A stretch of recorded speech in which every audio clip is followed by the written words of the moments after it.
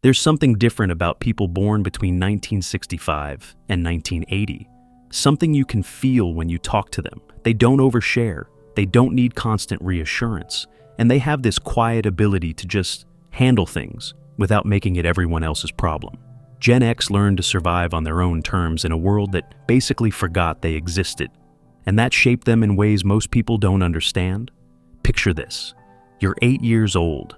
School ends at 3 p.m.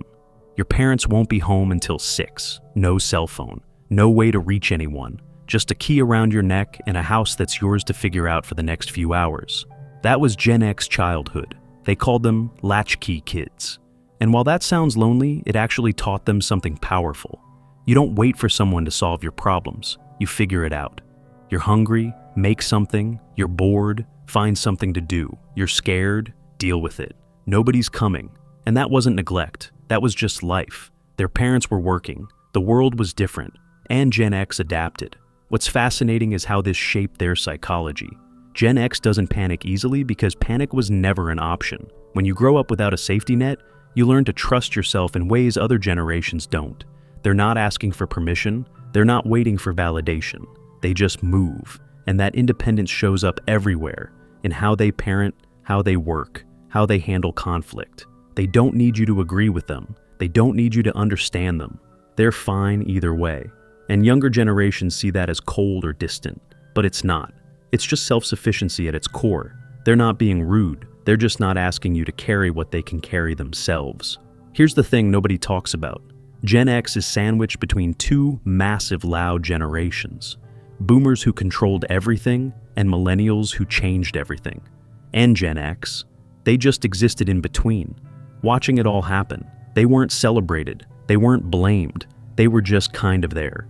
And psychologically, that creates something interesting. When you're not the center of attention, you stop needing it. You stop performing. You stop trying to prove anything. Gen X learned early that nobody's really paying attention anyway, so they stopped caring if they were seen. That's why they're okay fading into the background. That's why they don't chase trends or clout. They've been invisible their whole lives, and they're perfectly fine with it. Now let's talk about emotions. Gen X doesn't really do feelings the way younger generations do. Not because they don't have them, but because they were raised in an era where talking about feelings was considered weak or unnecessary.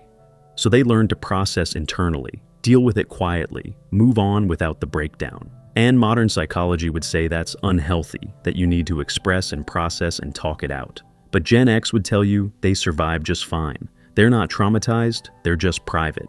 And there's a difference between repression and simply not needing the world to witness your healing. They handle their pain alone because that's what they've always done. And honestly, they're pretty good at it. So, what is Gen X really? They're the generation that didn't need the spotlight to survive. They're independent to a fault. They're emotionally controlled in a world that celebrates emotional expression. They're skeptical because they've seen every system fail at least once. And they're okay with all of it.